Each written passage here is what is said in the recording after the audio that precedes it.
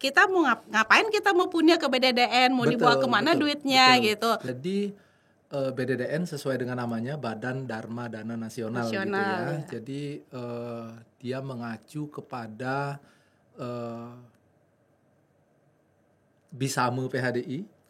Semoga kita bisa menyampaikan, meyakinkan, mengetuk hati para dermawan di umat Hindu. Sisihkanlah 10.000 sebulan, scan QRIS-nya, transfer dananya, serahkan kepada BDDN. BDDN akan mengelola. Kalau 4 juta umat Hindu menghasilkan berapa? Secara matematik seharusnya sekitar 600 miliar. Setahun.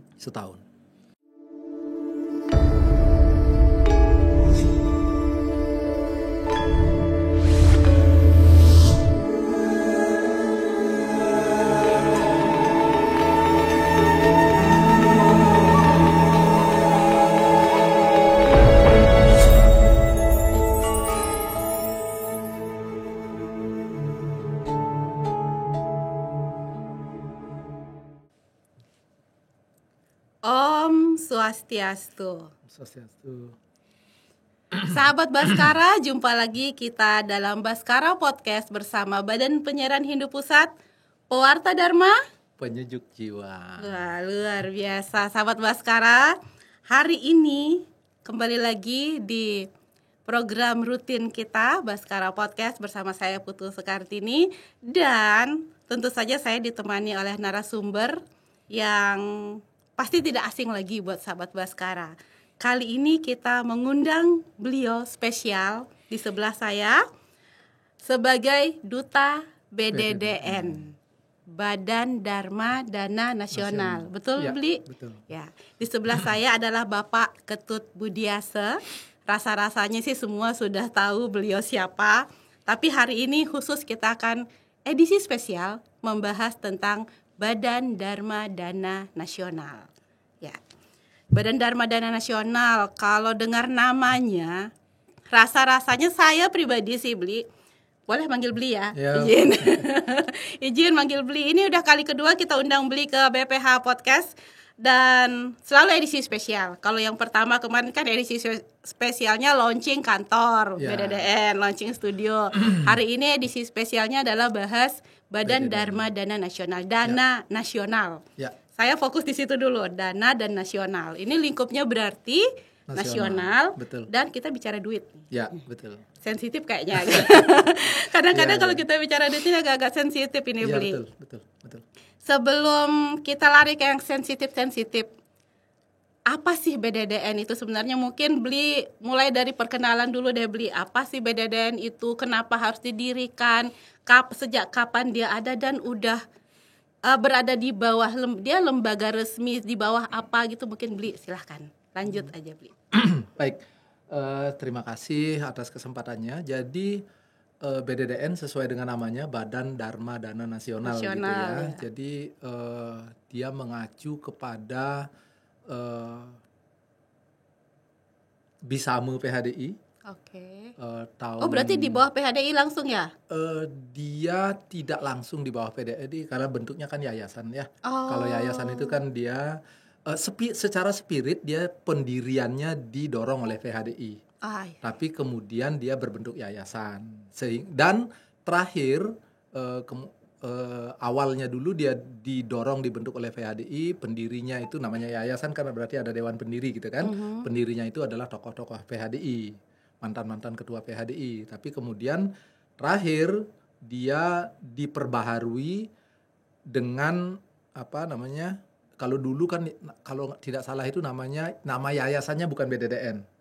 Setelah itu yang lama ini dinonaktifkan, kemudian sekarang dibentuk, kalau nggak salah saya masih jadi sekjen ICHI waktu itu, ormas-ormas lah yang membentuk agar lebih kuat legitimasinya. Jadi 7 ormas Hindu tingkat nasional, pimpinan-pimpinan ormas ini membentuk, termasuk PHDI, membentuk Yayasan Badan Dharma Dana Nasional. Ini yayasan independen berarti ya? Namanya yayasan pasti independen kan? Iya, tapi secara spirit yang menjadi ketua Dewan Pembina Yayasan adalah ex officio Ketua Umum PHDI. Gitu. PHDI Pusat ya. PHDI Pusat, betul. Jadi kalau di yayasan itu penguasa yayasan itu kan Dewan Pembina. Nah, Ketua Dewan Pembina adalah ex officio Ketua Umum Pengurus Harian Parisade Pusat. Gitu. Berarti siapapun pengurus harian, Ketua Umum Pengurus Harian otomatis dia menjadi Ketua Dewan Pembina. Dewan Pembina berarti kalau dibilang di bawah PHDI Pusat enggak juga ya? Juga, tetapi karena yayasan kan undang-undang mengacu pada undang-undang yayasan gitu kan. Jadi dia berbeda dengan undang-undang ormas. Tetapi secara spirit seperti itu. Jadi ikatannya itu dibuat dalam bentuk siapa yang menjadi Ketua Dewan Pembina. Dan pendirinya adalah, sekali lagi agar spiritnya tetap diingat, pendirinya adalah ketua-ketua umum Ormas Hindu tingkat nasional. Itu untuk memberikan legitimasi, untuk menunjukkan kebersatuan kita, kebersamaan kita, karena kita memandang BDDN ini adalah salah satu sesuatu yang strategis yang bisa kita dorong. Kalau ini berhasil, dampaknya kepada kemajuan Hindu itu akan luar biasa. Emang kenapa BDDN itu buat apa? Awalnya itu semangatnya mau ngapain sih? Gini, balik ke Bisame PHDI tahun 2002. Jadi Bisamenya sudah lama sekali. 2002. Bisame nomor 1 tahun 2002, PHDI itu menyatakan bahwa dana punya adalah merupakan ajaran Hindu yang wajib dilakukan oleh semua umat Hindu sebagai kewajiban suci. Ya. Jadi bayangkan itu, kewajiban suci. Dia ajaran Hindu yang harus dilakukan sebagai kewajiban suci. Itu bunyi dari Bisame PHDI. Nah, oleh karena itu, maka dan tentu aja rujukan sastranya ya, misalnya kalau Atharva Weda itu menyatakan bekerjalah dengan 100 tanganmu dan kemudian berpunyalah dengan 1000 tanganmu gitu. Atau di Sarasamuscaya dikatakan kalau kamu melakukan dana punya, sesungguhnya karma dari karma baik dari punya yang kamu lakukan itu akan kembali kepada dirimu. Jadi kita punya banyak sebenarnya ajaran-ajaran suci, sloka-sloka yang mengarahkan bahwa kita harus berpunya. Nah, punya ini kemudian kalau dibagi gitu ya, di Hindu ini ada 3 bagian gitu. Jadi penghasilan kita itu dibagi 3. Sepertiga untuk dharma, sepertiga untuk arta, sepertiga untuk kama gitu kan. Nah, berarti sekitar 33% itu adalah kita gunakan untuk berderma lah gitu ya. Nah, kemudian dibagi lagi dharma itu ada 7 bidang dharma, sehingga dibagilah masing-masing 33 itu dibagi 7, sehingga dana punyanya kena 5% sebenarnya gitu. Dari penghasilan kita. Hitung-hitungannya begitu. Nah, 5% ini kemudian kan kita juga membanjar, kita juga segala macam lah yang kita punya di luar kita harus mempunyai ke BDDN. Jadi dibagi 2,5% silahkan di lain tempat, di Banjar, di lingkungan, di mana 2,5% ke BDDN. Sehingga 2,5% dari penghasilan kita itu self-assessment, berapa penghasilan kita, 2,5% seharusnya menurut Bisame PHDI itu dipunyakan ke BDDN. Itu seperti kalau kita Katolik itu ada, atau Kristen itu ada perpuluhan gitu ya. Kita kira-kira begitu. Cuman kalau mereka perpuluhan 10%. Kalau kita cuman 2,5%. Tapi kan BDDN ini apa ya? Belum banyak yang tahu, Bli. Nah, itu dia makanya podcastnya hari ini. Kayaknya podcastnya hari ini kita saya sih terus terang dengar dari dulu BDDN, tapi apa ya? Belum tahu ini BDDN ini mau ngapain, kita mau ngapain, kita mau punya ke BDDN, mau dibawa kemana duitnya gitu. Dan mungkin sebagian besar ya sahabat podcast yang menonton mungkin kali ini juga tidak tahu, malah mungkin ada yang baru dengar apa sih BDDN itu, kok jadi kita harus mempunyai ke BDDN. Ya, betul. Kenapa BDDN? Oke, jadi PDDN ini dia sekarang berdiri dengan landasan dari peraturan menteri. Jadi kalau Anda nyumbang ke BDDN, mau punya ke BDDN, misalnya saya penghasilan setahun, anggaplah orang kaya gitu ya, penghasilan 1 tahun 1 miliar. Saya nyumbang ke BDDN, punya ke BDDN 100 juta. 100 juta saya itu bisa tidak dikenakan pajak. Seharusnya saya kalau penghasilan saya 1 miliar, saya kena pajak penghasilan atas 1 miliar itu. 1 miliar ya. Tapi kalau saya punya ke BDDN 100 juta katakan, maka saya hanya dikenakan pajak penghasilan 900 juta. Oh, ada begitu? Ada begitunya. Itu bentuk itu tercatat, tercantum. Itu di surat, di lampiran keputusan Dirjen Pajak ada. BDDN itu adalah menunjukkan positioning BDDN. Negara sampai memberikan ruang segitunya kepada kita untuk, karena itu kan kalau tadi dibilang BDDN gaungnya belum ada, itu memang pertumbuhan itu kadang-kadang seperti mana duluan telur dengan ayam. Ya, mana duluan kita kaya dulu baru kita dikenal, atau kita dikenal dulu baru kaya.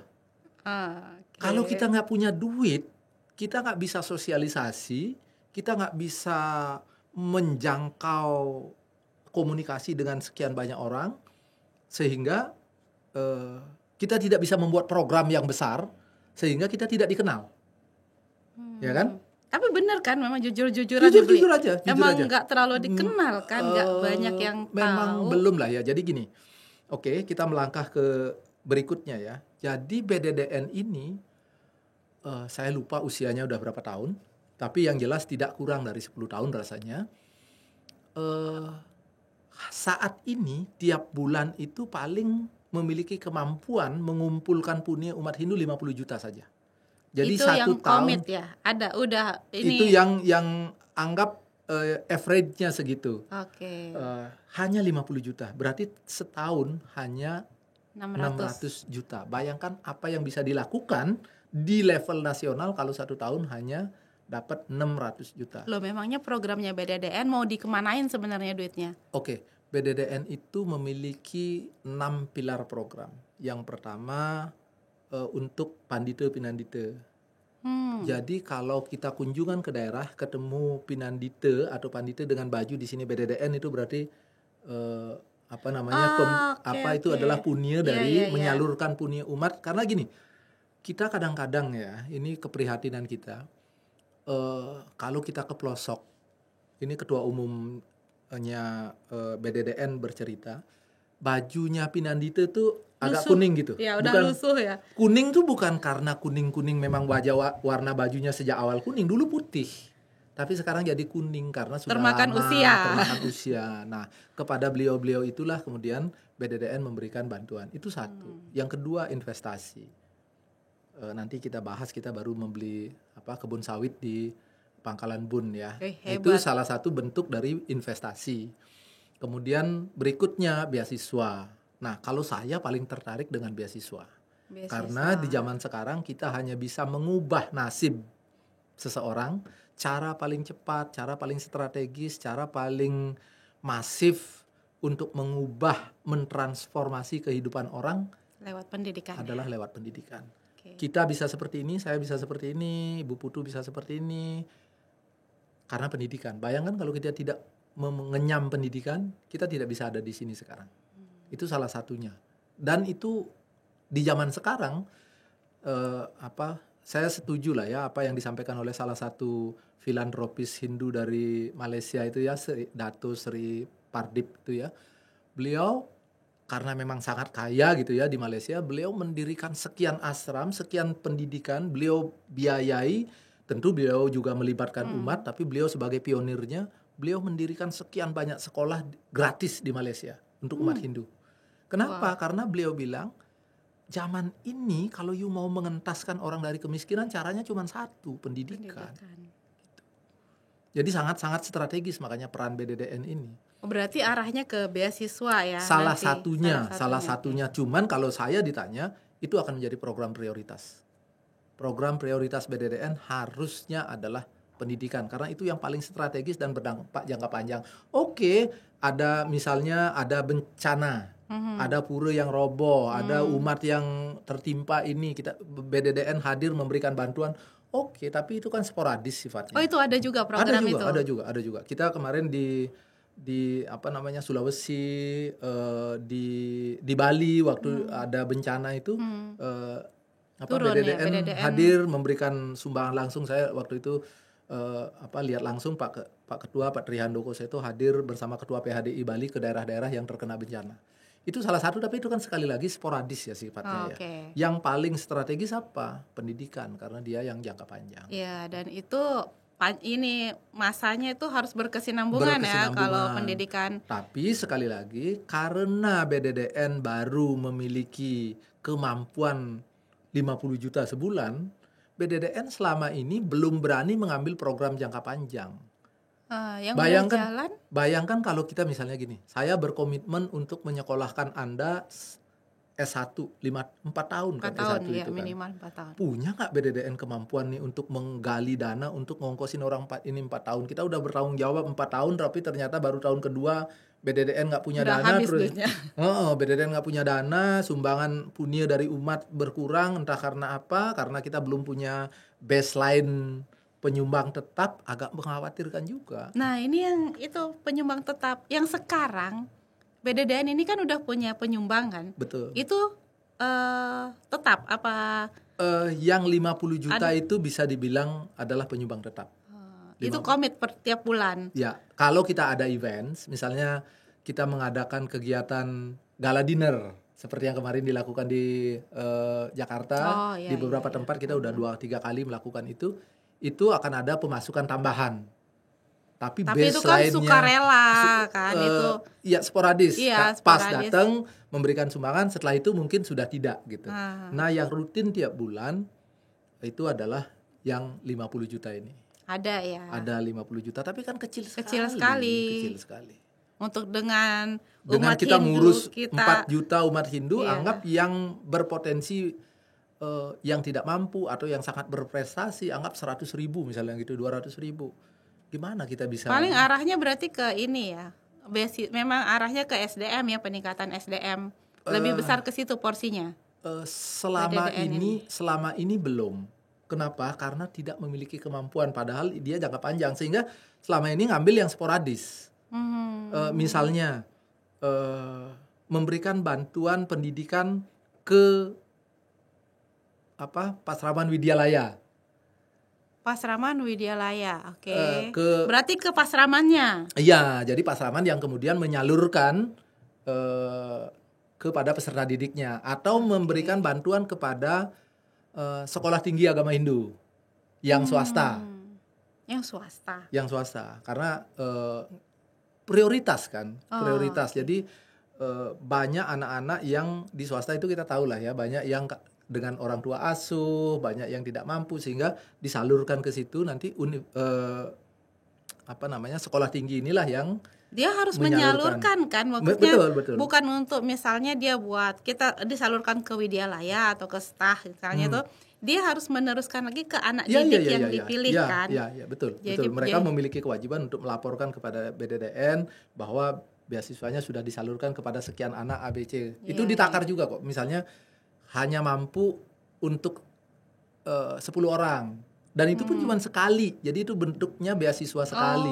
Belum rutin, belum berkelanjutan. Baru tahun ini dibuka beasiswa untuk D1 sampai S1 yang diberikan beasiswa sampai tamat.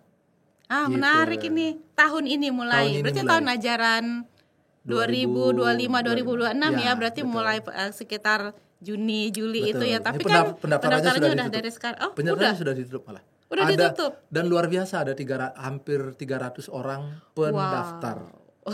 Itu lewat mana informasinya, Bli? Informasinya lewat websitenya BDDN ada, terus lewat media sosial, lewat channel-channel komunikasi itu dikomunikasikan. Pendaftarannya agak jumlahnya agak lumayan banyak ya. Dan 200, berapa ya ininya? 300 orang. Nah, 300 pendaftar itu untuk berapa yang nantinya akan BDDN cuma memiliki kemampuan saat ini 5-10 orang maksimum. Nah, makanya kita sangat berharap partisipasi umat Hindu untuk ibaratnya gini lah. Anggap 10.000 saja satu orang. setiap Satu hari? keluarga. Enggak, satu Setiap bulan. Satu bulan 10.000. Umat Hindu ada 4 juta, 5 juta orang lah ya, 6 juta. Anggap 4 juta umat Hindu. Dengan 4 juta umat Hindu, anggap berapa persen lah yang memiliki yang cukup terakses secara informasi, memiliki kesadaran untuk punya, anggap 500.000 orang deh. Kali 10.000. Kan lumayan sebenarnya, itu cukup sekali. Cukup untuk menaikkan dari sekarang kemampuan 5 orang, 10 orang, mudah-mudahan menjadi 25 orang, 50 orang. Ada nilai minimal nggak sih beli? Punya? Nggak ada. Orang sekarang udah pakai kris, tinggal di scan, transfer langsung. Udah, iya sih. gampang sekali. Mau 5.000 juga oke, mau 2.000 juga oke. Sebesar bayar parkir, sebesar bayar toilet di terminal, sebesar apa, kecil sekali, nggak apa-apa. Tapi kalau dilakukan secara bersama-sama, maka sekali lagi ya gini, saya dalam kesempatan ini ingin sekali mengetuk hati Bapak Ibu umat Hindu seluruh Indonesia bahwa kita ini sama seperti yang tadi saya ulangi lagi yang disampaikan oleh Dato Pardip yang dari Malaysia itu, bahwa untuk mengubah seseorang di zaman ini, satu-satunya cara yang paling efektif, paling efisien adalah melalui pendidikan. Jadi mari kita bantu orang lain, mari kita mampukan umat kita. Saya kadang-kadang kalau diundang memberikan Dharma Wacana di menjelang Puja Wali atau pada saat Puja Wali, saya tantang ketua panitia Puja Walinya. Berapa nih habis untuk Puja Wali sekarang? Oke, 100 juta, oke 50 juta. Bisa nggak dikurangin 10% atau 20%? Sisihkan untuk beasiswa. Ide Betara sudah memiliki semuanya, sudah kaya raya, sudah maha semuanya. Tapi sahabat kita, teman kita, umat kita banyak yang belum memiliki akses pada pendidikan. Bagaimana kalau mereka kita bantu, kita mampukan, kita bantu mereka untuk mengubah nasibnya agar mereka bisa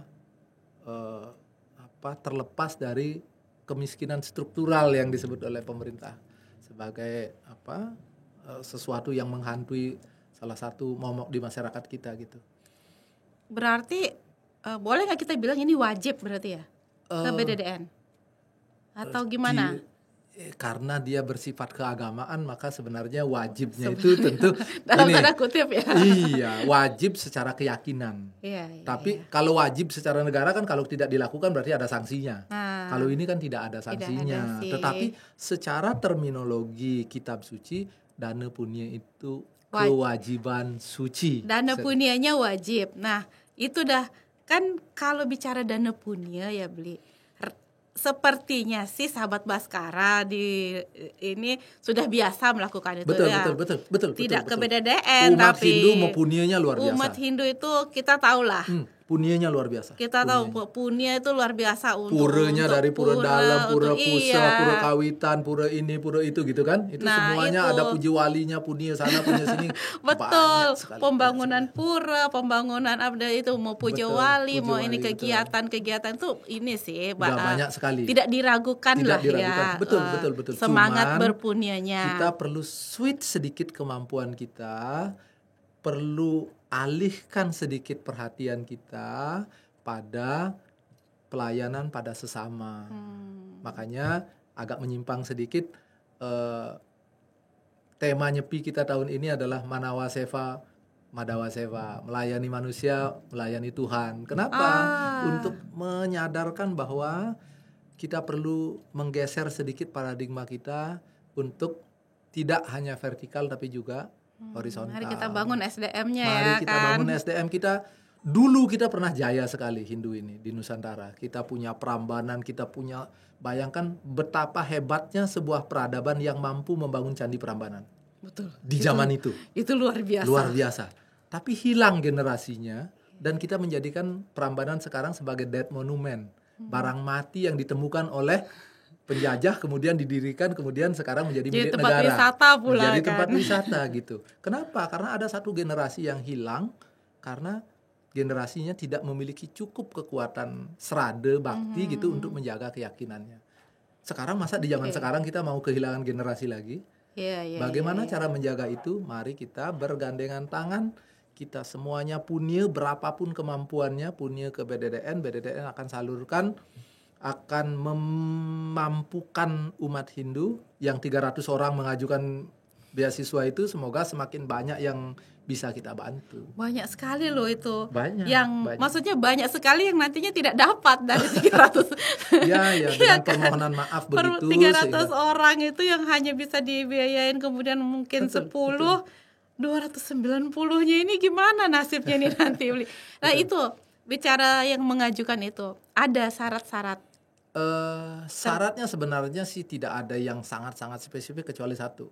Saat ini hanya fokus kepada yang tidak mampu. Jadi ada surat keterangan tidak mampunya.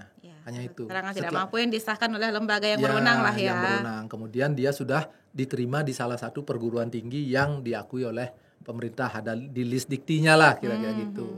Sepanjang itu ada surat keterangan tidak mampu, maka akan diseleksi, nanti yang berhak akan diberikan beasiswa. Berarti levelnya mahasiswa ya memang ya. Mahasiswa saat ini. Kalau tahun-tahun sebelumnya ini itu Widyalaya dibagi-bagi, tetapi dia sporadis, cuma sekali one shot gitu.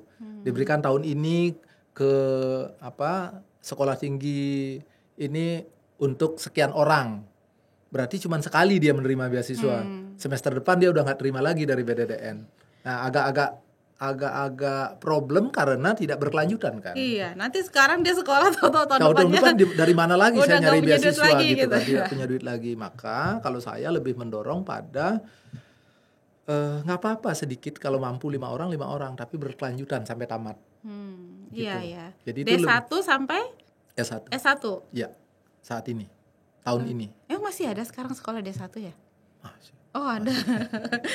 Saya pikir sekarang udah D3 deh, ini yang paling kecil ada. D1 itu kan 1 tahun ya? Iya betul. Oke. Jadi nah ini satu lagi ya, sebagai tantangan buat kita, saya akan buka satu data yang cukup menarik gitu ya. Jadi kita pernah mengundang Basnas. Basnas itu kan punya teman-teman Muslim ya. Basnas ini mengumpulkan dalam 1 tahun 32 triliun. Wow. 32 triliun dalam bentuk punya tunainya gitu. Karena umat Muslim kan juga punya banyak punya banyak kewajiban punya lah ya. Pada saat Hari Raya Kurban itu mereka punya sapi atau kambing. Pada saat mereka punya kewajiban zakat segala macam. Nah, Basnas saja 32 triliun. Berapa umat Islam di Indonesia? 240 juta. 240 juta mampu mengumpulkan 32 triliun. Apa yang bisa dilakukan dengan uang 32 triliun? Banyak sekali. Bisa bikin universitas, bisa bikin rumah sakit, bisa bikin A, B, C, D. Banyak, 32 triliun itu besar. Itu dana yang bisa mereka kumpulkan. Hindu dengan 4 juta, kalau apple to apple, kan secara matematik bisa dihitung ya. 240 juta umat Muslim menghasilkan 32 triliun. Kalau 4 juta umat Hindu menghasilkan berapa? Secara matematik seharusnya sekitar 600 miliar. Setahun. Tapi nyatanya kita 1 miliar pun belum sampai. 600 juta baru ya? Baru 600 juta. 600 miliar dengan 600 juta gitu ya.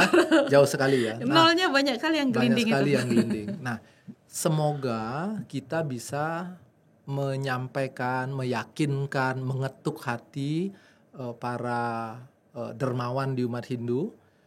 Sisihkanlah 10.000 sebulan, scan QRIS-nya, transfer dananya, serahkan kepada BDDN. BDDN akan mengelola. Kalau teman-teman Muslim itu kelebihannya itu. Yang penting saya sudah melakukan kewajiban saya. Kalau mereka tidak mengelola dengan baik, ya dia yang kena. Bukan saya. Saya sudah melakukan kewajiban saya gitu. Kita juga harusnya bisa begitu. Pokoknya kita punya aja lah dulu.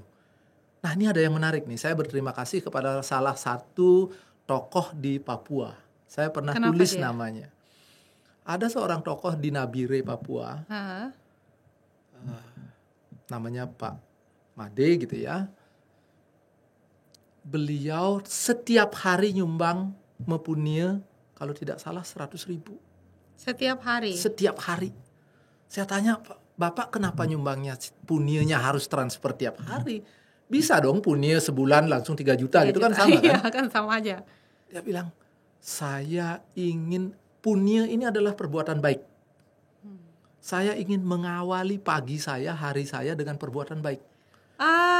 Jadi saya ingin memulai hari saya dengan perbuatan baik yang paling mudah untuk saya lakukan. Saya buka HP, saya transfer 100.000. Tiap hari? Setiap hari, setiap pagi. Keren. Bayangkan, oke, itu mungkin 1 dari 4 juta umat Hindu. Tapi kan kita berharap nggak perlu tiap hari juga bagi yang lain. Sangat baik kalau bisa seperti beliau. Tapi setidaknya sebulan 10.000.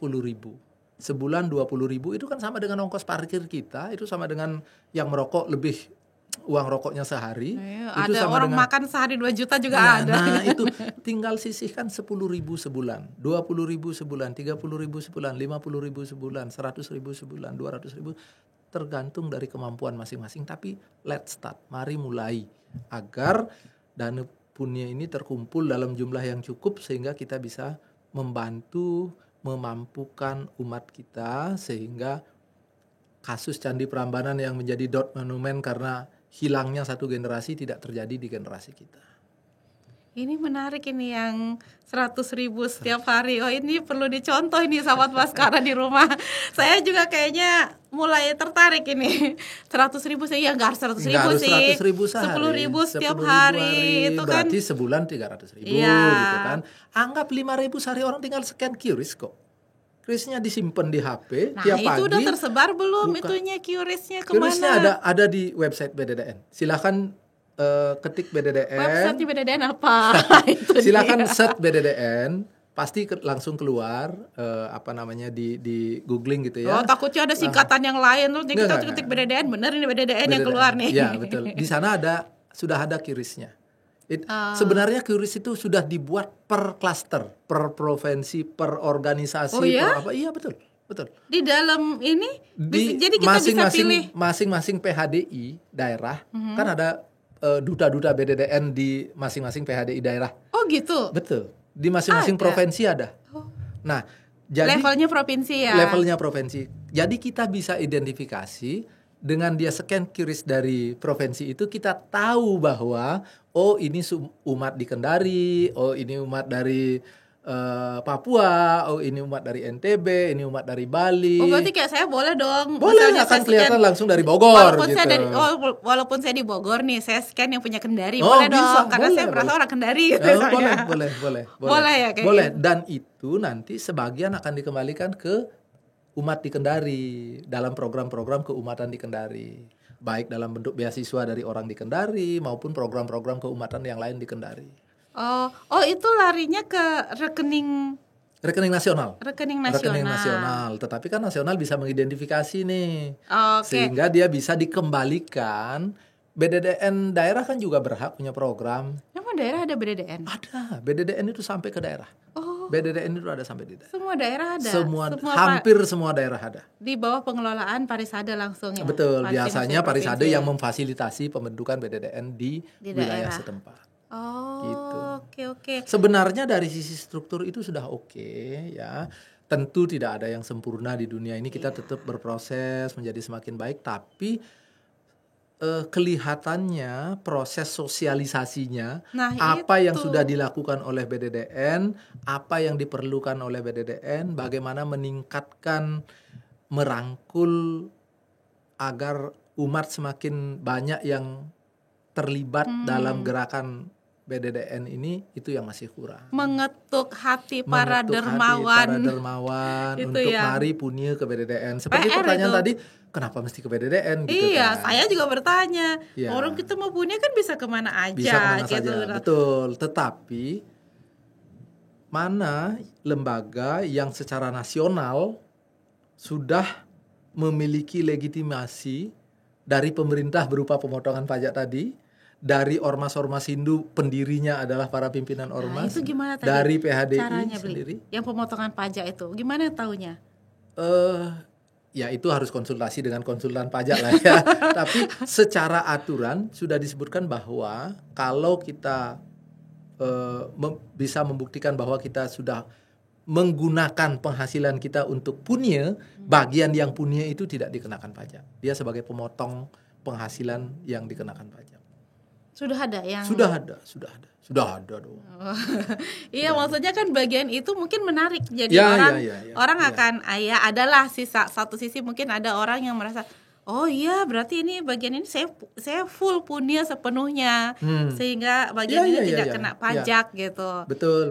Tentu itu akan sangat-sangat efektif untuk teman-teman yang penghasilannya besar dan punyanya besar. Iya, punyanya kalau punya 10.000 tiap bulan berarti setahun 120.000 ya pajak dari 120.000 berapa mungkin nggak terlalu kelihatan sih, tapi kan saya yakin sih BDDN pasti kan nyasarnya donatur ya mudah-mudahan maunya kita dapat yang gede. Yang besar kita sangat thank you, tapi yang keterlibatan yang kecil yang banyak masif itu menunjukkan spirit kebersamaan. Kan. Bayangkan kalau umat Hindu dari seluruh Indonesia memiliki spirit semangat untuk 5.000, 10.000 tapi sekian banyak orang masif, itu luar biasa energinya. Luar biasa energinya. Secara nasional kita merasa memiliki kebersamaan kepersatuan bahwa kita ini sangat solid dan mampu mengubah hidup, melahirkan sarjana sekian orang. Saya pernah buat hitung-hitungannya begini. Andaikan ada 10 orang seperti Bapak yang di Nabire, ada 100 orang yang 10 juta setahun. Ada 1.000 orang yang 1 juta setahun. Ada 1 juta orang yang 100.000 setahun. Maka kita akan bisa menguliahkan dalam waktu bersamaan 1.000 atau 2.000 orang. Atau 3.000 orang tergantung dari banyaknya itu. Tapi bayangkan kalau kita bisa pada saat bersamaan menguliahkan 1.000 orang. Berarti setiap 4 tahun akan tamat 4.000 orang. Karena satu orang itu dia tamat setiap 4 tahun gitu kan. Artinya setiap tahun tamat 250 orang. Ya kan? Yeah. 250 sarjana yang kita cetak setiap tahun. Terus menerus orang ini karena kita harapannya karena dia lulus dikuliahkan oleh BDDN, hidupnya berubah karena BDDN, maka dia akan memiliki semangat, merasa berhutang budi, dan kemudian ketika dia memiliki penghasilan dia akan menjadi penyumbang tetap untuk BDDN. Dia akan menjadi bola salju yang menggelinding semakin lama semakin besar. Sehingga yang saya sampaikan tadi itu, duluan mana, besar dulu baru dikenal atau dikenal dulu baru besar. Jadi kalau menggelinding itu saling mengisi dia. Menjadi lebih terkenal, menjadi lebih besar, menjadi lebih dikenal, menjadi lebih besar. Ya, setiap dia berputar dia ngambil yang baru, ngambil yang baru, makin besar. Itu yang sangat-sangat kita harapkan. Karena itu teman-teman muslim 32 triliun setahun. Ya, kita 600 juta. Nggak usah. Kita memang nggak sampai karena mereka 240 juta. Kita hanya 4 juta. Tapi nggak boleh pesimis, siapa tahu bisa. Tapi setidaknya kalau apple to apple hitung-hitungan matematis harusnya 600 miliar. Bayangkan kalau 600 miliar kita punya, nggak usah 600 miliar deh. 10 miliar saja. Kita turunin tuh jauh banget dari 600 miliar sampai 10 miliar. Kita menyekolahkan orang itu satu orang per bulan, kalau kita tanggung ongkos kuliahnya, mulai dari kosnya sampai biaya makannya sampai SPP-nya, anggap rata-rata 5 juta. Itu sampai biaya hidup? Anggap begitu, kalau kita memiliki kemampuan. Iya. Ya kan, sekalian kita mau tamatkan orang ini pinter tapi tidak mampu. Kita mau jadikan dia sebagai orang yang sukses. Kita mau ubah hidupnya. Betapa baik karma yang kita bangun itu kalau kita bisa begitu. Pastinya kan ada kriteria ya. Ya, pasti ada kriteria yang tidak mampu, yang berprestasi, ada klaster-klasternya. Bayangkan kita bantu dia itu 5 juta tiap orang. Kalau kita 10 miliar satu tahun, dibagi kalau 5 juta tiap orang berarti satu tahun 60 juta dong. 60 juta. Kalau 10 miliar bagi 60 juta berapa? Berarti sekian orang yang bisa kita kuliahkan setiap tahun. Oke. Nah, tapi menarik ini. Tapi sebenarnya yang dari tadi itu di kepala saya, kenapa mahasiswa? Kenapa levelnya harus yang pendidikan tinggi? Padahal kan pendidikan dasar ini pernah baca ya di salah satu media itu ada loh anak-anak kita yang pendidikan dasar pun dia nggak mampu gitu. Betul. Kenapa yang ini sasar BDDN itu yang pendidikan tinggi? Jadi itu masalah prioritas lah ya. Sekali lagi karena dananya sangat terbatas, maka kita ingin mengambil segmen yang begitu kita bantu sudah di ujung perjalanannya, jadi nanti dia kuliah ininya, sehingga dia cepat masuk ke dunia kerja, cepat bisa memberikan kontribusi balik kepada masyarakat, kepada umat gitu. Dan biaya tertinggi kan ada di situ. Orang biasanya gini, orang SD masih bisa lah sekolahin anaknya, SMP masih bisa lah sekolahin anaknya. Apalagi kalau negeri sekarang gratis ya. Iya, apalagi kalau negeri sekarang gratis. SMA masih bisa sekolahin, begitu kuliah nyerah, gitu kan. Nah sehingga itulah segmen yang kita anggap paling kritis. Kan kalau kita lihat, kalau kita ngomong statistik kan ada Pareto kan. Pareto itu daerah paling besarnya di mana? Daerah problem paling kritikalnya di mana? Kita ngelihat di situ. Sehingga daerah itulah kita masuk dengan keterbatasan yang tadi, yang 300 orang kita cuma bisa 10 orang gitu ya. Gitu. Oke, terjawab sudah. Tapi tadi kan sebelum closing ya, tadi katanya ada 6, tadi baru 3 kayaknya disebut. Yang pertama ke Pinandita ya, yang kedua investasi, kemudian ke beasiswa, kemudian itu yang sporadis kalau ada ke bencana. Oh ya, bencana. Ya. Okay. Kemudian salah satunya untuk ke organisasi-organisasi kehinduan. Itu kan juga zaman dulu ya, awal-awal BDDN ini rutin ke PHDI. Juga rutin memberikan bantuan ke PHDI untuk biaya, kan PHDI nggak punya sumber penghasilan. Operasional lah ya. Iya, untuk pengurus PHDI keluar daerah. Sekarang sudah nggak. Sekarang sudah 0. Kami bilang itu fokuskan untuk yang lain. Ormas-ormas untuk ini nggak usah. Fokus kepada program-program yang lain. Ujungnya yang paling penting yang kami dorong adalah beasiswa, karena lagi-lagi itu adalah yang paling strategis, paling bisa mengubah hidup seseorang. Oke, sip. Satu yang terakhir, tadi disebut investasi kelapa sawit. Oke. Hampir saya lupa menanyakan itu. Ini salah satu bentuknya terobosan dari ketua BDDN ya, karena kita ingin sekali mewariskan sesuatu yang tidak hanya konsumtif.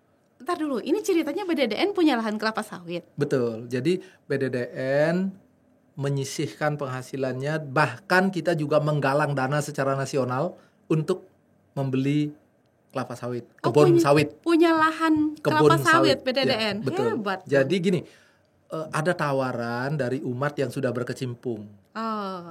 Ini ambil harga segini deh untuk BDDN. BDDN mau nggak investasi? Ini ada peluang investasi, dikasih harga murah, spesial, dibantu A sampai Z, karena beliau juga mau punya. Bocoran berapa hektar beli? 14 hektar. Wah. Tapi untuk sawit kecil sekali itu. Oh, kecil ya. Kecil sekali itu.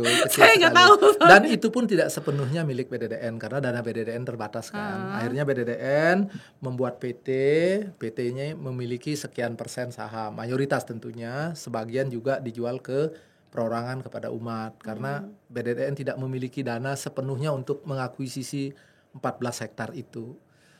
Itu juga tantangannya nggak kecil, tapi ya saya bilang ke teman-teman, mari kita lakukan dengan baik, dengan niat baik, dengan tekad untuk mewariskan ini kepada generasi selanjutnya agar tidak selalu habis pakai. Tapi udah jalan kan? Sudah menghasilkan. Sudah menghasilkan. Ya itu, tapi secara teknis teman-teman BDDN lah ya yang tahu ya. Jadi sudah berapa kilo atau berapa ton dijual kemana. Baru saya mau minta bocoran Ya udah itu. berapa dapatnya. Karena baru ya, kebun sawitnya juga pohon sawitnya bukan kita belinya pohon sawit yang di periode baru belajar berbuah gitu. Tapi itu kan manis-manisnya kan. Karena tinggal menunggu dia menjadi sawit yang di puncak produktifnya. Itu kan gitu jangka panjang kan waktu itu. Betul, sawit betul, itu kan masa hidupnya cukup panjang lah ya harusnya gitu. Tapi tentu tidak semua umat setuju gitu ya, dan kami terbuka dengan berbagai kritik ya. Tapi di tengah kondisi saat ini, semua investasi pasti ada risikonya. Hidup sendiri berisiko, bahkan kita tidur pun ada risikonya gitu. Tapi itu tinggal masalah kita bagaimana kita mengelola, memanage. Kami percaya pada teman-teman BDDN, pengurus BDDN, bahwa mereka mengawal tanggung jawab ini dengan sangat-sangat prudent, sangat-sangat hati-hati gitu ya. Di mana beli? Pangkalan Bun. Kalimantan ya. Pangkalan Bun itu di mana? Ya. Jadi ada 14 hektar di sana. Mudah-mudahan hasilnya bisa bergulir, kita untuk menambah jadi 28, jadi 50 hektar, sehingga dia menjadi dana yang sekali lagi tidak selalu habis konsumtif gitu ya, tapi dalam bentuk investasi. Bayangkan kita kadang-kadang umat Hindu ini ajarannya sumbernya katanya adiluhung luar biasa gitu. Tapi kalau kita bandingkan secara faktual dengan teman-teman, kita agak kaget gitu ketika kemarin Muhammadiyah punya dana 300 triliun gitu kan. Punya sekian rumah sakit, sekian universitas gitu. Kita punya apa? Mari mulai melangkah dari sekarang dengan segala keterbatasan, segala kekurangan. Mari kita mulai dari diri kita sendiri. 10.000, 5.000, 2.500 mulai. Karena gampang sekarang, semuanya sudah di genggaman. Kan katanya kena persen. Nanti orang scan QRIS sekarang kena pajak sekian persen. Ya itu satu bagian yang harus kita lalui kita ikuti sebagai bagian dari masyarakat Indonesia gitu ya. Tapi ya kalau dulu saya mampu 10.000, sekarang karena pajak naik saya jadinya mampu 9.000. Oh ya nggak apa-apa. Tapi ya tetap 9.000, jangan 0 gitu. Karena sekali lagi saya baru tadi dengar gitu ya sloka. Lahir sebagai manusia itu luar biasa gitu, karena sebagai manusia kita mampu untuk memiliki serada, memiliki kemampuan untuk mengubah diri kita sendiri, untuk memilih mana yang baik, yang tidak baik gitu. Mari kita pilih, dan kalau kita berdoa setiap pagi itu kan, saya sangat menyukai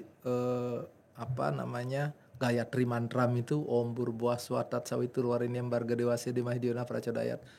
Ya Bunda Gayatri gitu kan. Berilah sinar sucimu, berilah penerangan pada budi hamba, sehingga hamba dapat membimbing diri sendiri untuk memilih jalan yang benar gitu kan. Sehingga kita tergerak hati kita untuk mempunyai, untuk memampukan orang lain. Dan pada akhirnya sebagaimana disebutkan tadi di Sarasa Muscaya, apapun yang kita berikan itu nanti akan balik kepada kita kok. Mari punya, mari bantu mampukan orang lain. Mari perbaiki kualitas karma dengan punya. Mau 10.000, 20.000, 50.000, 5.000, terserah. Tapi mari mulai. Agar apa yang dibangun tidak lagi setback seperti kita melihat Prambanan sekarang. Peradaban dulu begitu maju, begitu agung di Nusantara, hilang, lenyap, dan sekarang menjadi dead monument. Karena ada satu generasi yang hilang. Kita tidak mau itu terjadi di generasi kita. Mari ambil tanggung jawab dengan 5.000, 10.000, 25.000, 50.000, berapapun. Tapi mari mulai. Ya, kita mewarisi Prambanan. Kita cuma dikasih tugas menjaga, tapi sekarang kita harus membangun juga, membangun peradaban, membangun semangat.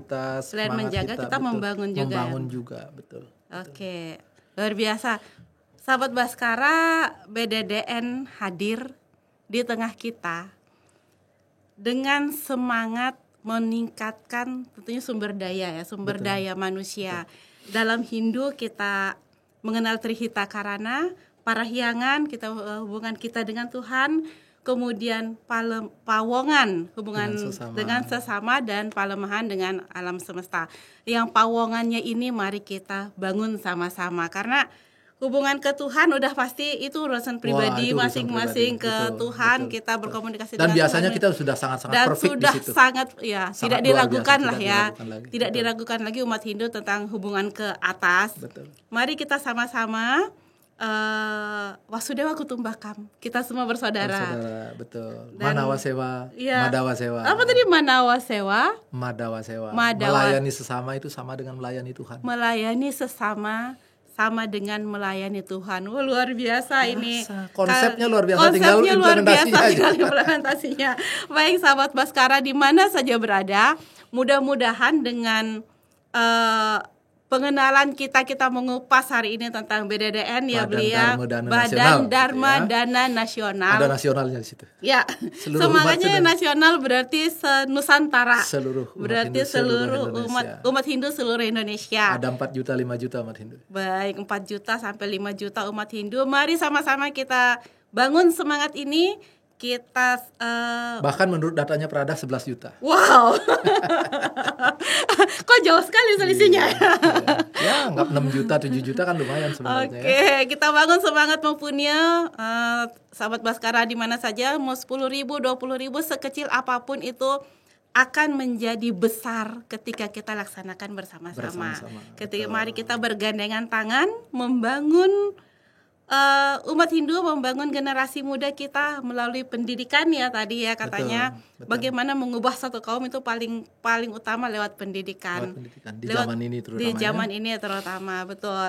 Baik, mudah-mudahan kita sama-sama bisa berjalan dari kebaikan yang satu, kebaikan yang lebih kecil menuju kebaikan yang lebih besar, dari hal-hal kecil menuju hal-hal besar, dan tentunya dalam koridor Dharma dan melaksanakan punya yang paling penting ya. Punya itu adalah wajib.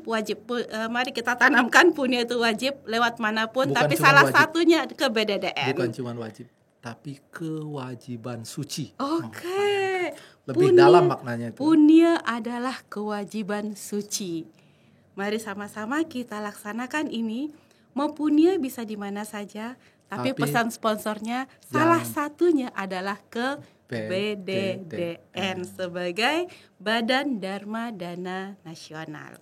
Baik, terima kasih Bli sudah hadir hari ini, sudah menjelaskan, kita kupas tuntas ya tentang BDDN. Mudah-mudahan setelah ini banyak yang terketuk hatinya Bli ya. Terketuk hatinya menjadi donatur tetap, menjadi dermawan di luar sana yang bisa rekening BDDN. Satu lagi, boleh nggak di-share rekening BDDN atau nanti buka ya. Di ini ya. Silahkan sahabat Baskara nanti buka di websitenya BDDN. Ada daripada medsos. rekening paling gampang QRIS. Oh, QRIS, oke. Tinggal scan langsung ya, transfer. itu otomatis langsung masuk ke rekening BDDN. Betul. Nanti ada medsos BDDN dan lain-lain nanti. Ada. Oke, nanti silahkan sahabat Baskara buka di sana. Segala informasi tentang BDDN ada di sana ya, udah ada, dan itu dikelola secara akuntabel lah ya. Betul, pasti. Betul. Dia diaudit kok. BDDN ini diaudit. Oke, diaudit secara rutin, jadi tidak perlu diragukan. Pengelolaannya dilakukan secara profesional pasti. Baik, terima kasih. Terima kasih. Beli Budi sebagai duta BDDN. Ya. Mudah-mudahan duta-duta BDDN di masing-masing provinsi juga silahkan mengambil tanggung jawab pribadi sebagai duta BDDN. Saya karena semangat saya mau jadi duta sendiri. Gitu. Saya juga ada mau jadi duta BDDN gitu ya. Bayangkan kita besok ketemu orang yang sebelumnya kita tahu dia tidak mampu, sekarang dia jadi orang sukses gara-gara kita ikut punya di BDDN. Sedikit tapi kita ikut berkontribusi mengubah hidup seseorang. Bayangkan karma baiknya. Hidup nggak ada yang lebih mulia daripada itu. Mengubah, membantu sesama, melakukan kebaikan, mengubah hidup orang dari tidak mampu menjadi mampu. Dan itu mudah-mudahan kembali pada kita. Mudah-mudahan menjadi catatan karma baik untuk kita semua. Betul. Sebagai bekal kita terlahir sebagai manusia. Betul. Baik, terima kasih Beli Budi, terima kasih sahabat Baskara yang sudah mengikuti program spesial ini dalam Baskara Podcast. Mari bersama-sama kita laksanakan kebaikan, berderma, berpunya, agar kita bisa menanam karma baik untuk kehidupan kita sebagai manusia. Kami tutup podcast hari ini dengan Parama Santi. Om Santi Santi Santi Om.